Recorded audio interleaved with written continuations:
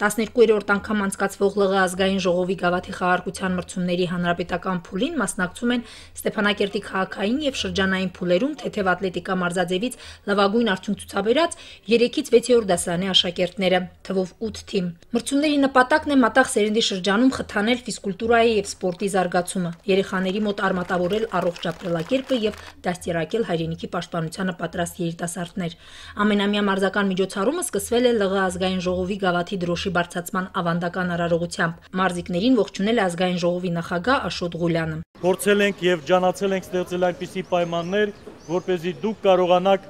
մրցակցել իրար հետ եւ հաղթել։ Մեր երկրում շատ մեծ նշանակություն է տրվում երիտասարդ սերնդի ֆիզիկական եւ կամային հատկանիշների պատրաստվածությանը, որովհետեւ մեր իրավիճակը, այն պայմանները, որ մենք այսօր ապրում ենք, պահանջում են, որպեսզի մեր երիտասարդները, դպրոցականները միշտ էլ պատրաստ լինեն հայրենիքի պաշտպանությանը։ Վազք, թենիսի գնդակի նետում, հեռացածք, ձգումներ, 4 վազքահերթով փոխանցումավազք։ Այս մարզաձևերում թիմերը կչափեն իրենց ուժերը։ Ազգային ժողովի գավաթի խաղարկության մրցումների արդյունքները կամփոփվեն վաղը։ Լավագույն թիմը կպարգևատրվի ԼՂ ազգային ժողովի փոխանցի գավաթով եւ պատվոգրով։ Մրցանակային երկրորդ եւ երրորդ տեղերը գրաված թիմերը կպարգևատրվեն հուշանվերներով եւ պատվոգրերով։ Հաղթող թիմերին եւ մրցումներում անհատական հաշվարկով մրցանակային տեղեր գրաված դպրոցականներին կպարգևատրեն նաեւ ԼՂ կրթության եւ գիտության նախարարությունն ու կառավարությանն առընթեր սպորտի պետական կոմիտեն։ ԼՂ ազգային ժողովի փոխանցի գավաթի խաղարկության հաղթողները կմասնակցեն նաև Հայաստանի Հանրապետության ազգային ժողովի գավաթի խաղարկության եզրափակիչ մրցումներին։